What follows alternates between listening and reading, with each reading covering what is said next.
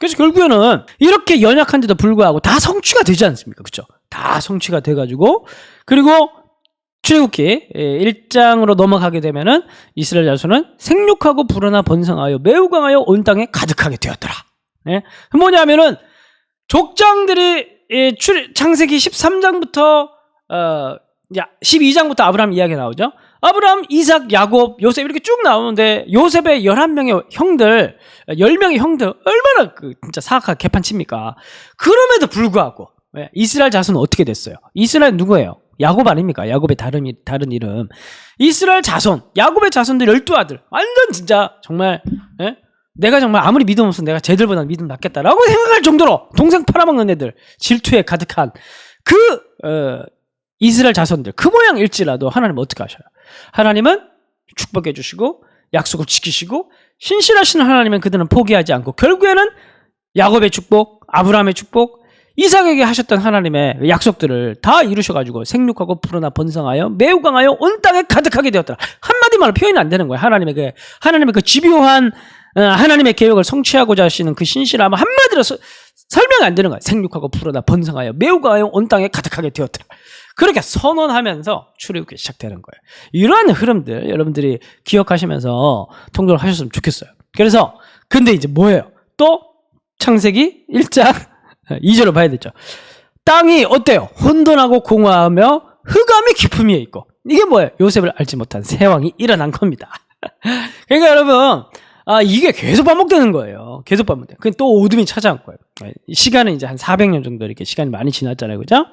시간 많이 지나고 하나님의 약속은 성취됐지만 한 단락이 탁 끊어지고 그리고 그 다음에 다시 창세기 2장에서 얘기하듯 땅이 혼돈하고 공허하며 흑암이 깊은 위에 있는 이야기가 시작되는 겁니다. 그러면 이제 이게 뭐냐면 이제 이집트의 세력의 지배 그리고 그 속에서 신음하는 이스라엘 백성들의 모습을 얘기를 하고 있는 겁니다. 한마디로 이제 위기가 시작되는 거예요. 혼돈한 땅에 어둠이 가득한. 그러면 이 어둠이 가득할 때 하나님께서는 어떻게 하십니까? 우리가 창세기 1장에서 봤을 때 하나님이 이루실 때 빛이 있으라. 그러면서 빛을 창조하신 하나님, 자기 백성들을 불러내신 하나님, 말씀하시는 하나님, 그걸 통해서 어둠을 물러가게 하시고 그리고 또 바다가 있으면 어떻게 해요? 하나님의 영은 수면 위에 운행하시니라.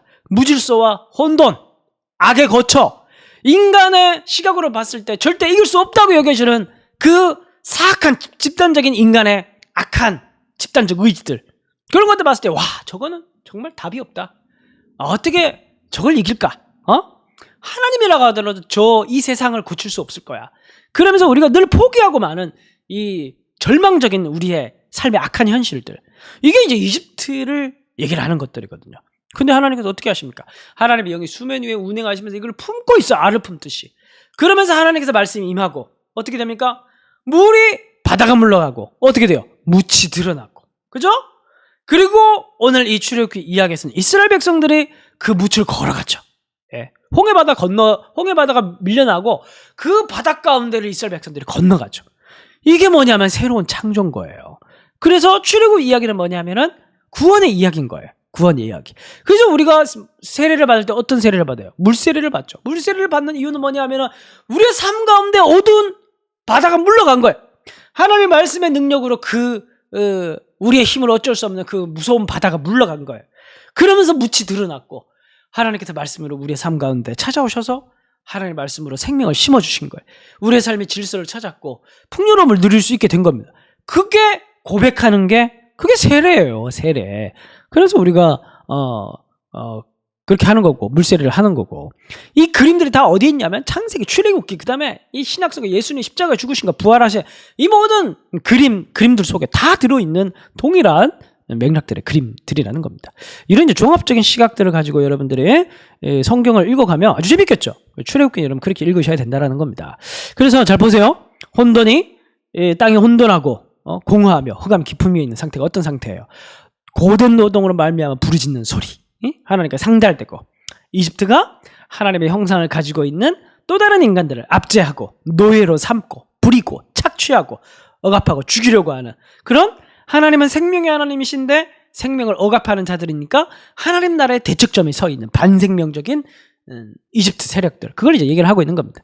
하나님이 어때요? 하나님이 그 생명들의 부르짖음을 들으시고 그리고 또 뭘 기억하셔요? 이 아브라함과 이삭과 야곱에게 세운 그의 언약은 뭐예요? 열방을 향한 하나님의 언약이죠. 하나님께서 너를 통해서 이 세상에 복을 주겠다. 하나님의 백성들을 포기하지 않겠다는 말은 무슨 말이냐면 동시적으로 우리를 어둠에서 건져내신다는 말이기도 한데 절대 우리를 포기하지 않으셨다라는 1차적인 우리를 향한 메시지이기도 한데 또한 동시에 이 메시지는 열방을, 이 세상을 하나님께서 포기하지 않으셨다는 말씀이기도 해요. 왜냐하면 하나님께서 우리를 통해서 이 세상을 구원하시기 때문에. 그래서 기억하사 이스라엘을 돌보셨고 그들을 기억하셨고 하나님의 열방을 회복시키기 위한 하나님의 구속 언약이 다시 발동되기 시작합니다.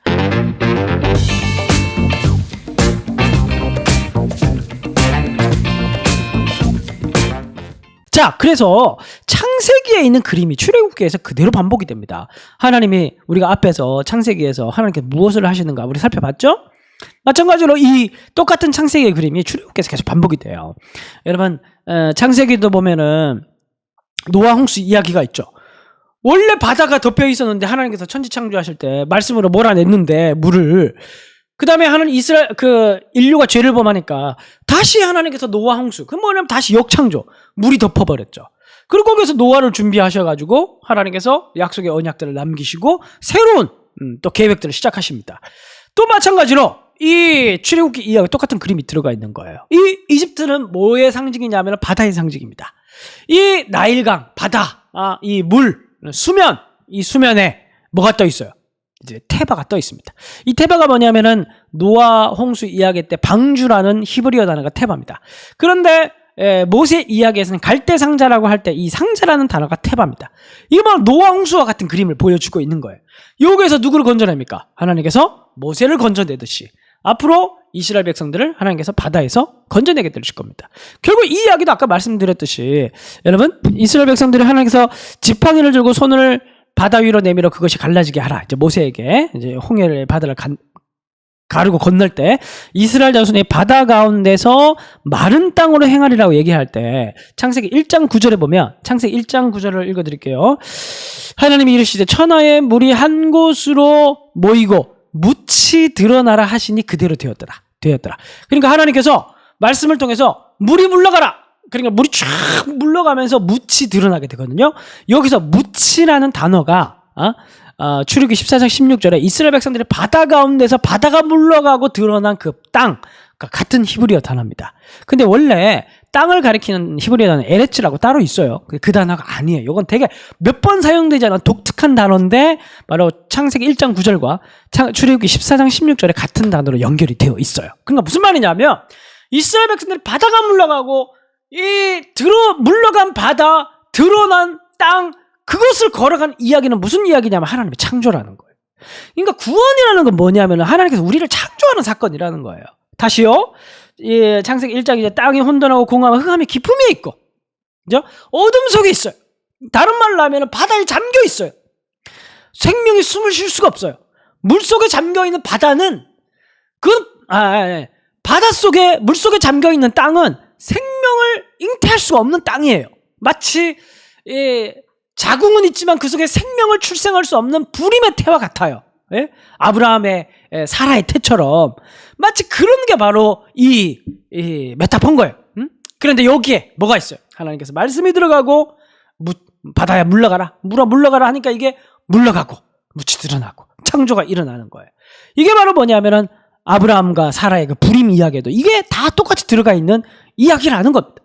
결국 이 많은 이야기들로 반복해서 우리들에게 하고자 하시는 메시지는 뭐냐면은 우리는 못한다 얘기하고 우리는 할 수 없다 그렇게 얘기를 하지만 할 수 없다는 게 단순히 어떤 눈앞에 보이는 강렬한 어떤 기적이나 기도 응답의 역사가 아니라 우리 자신을 얘기를 하는 거예요. 하나님은 절대 날 변화시킬 수 없다.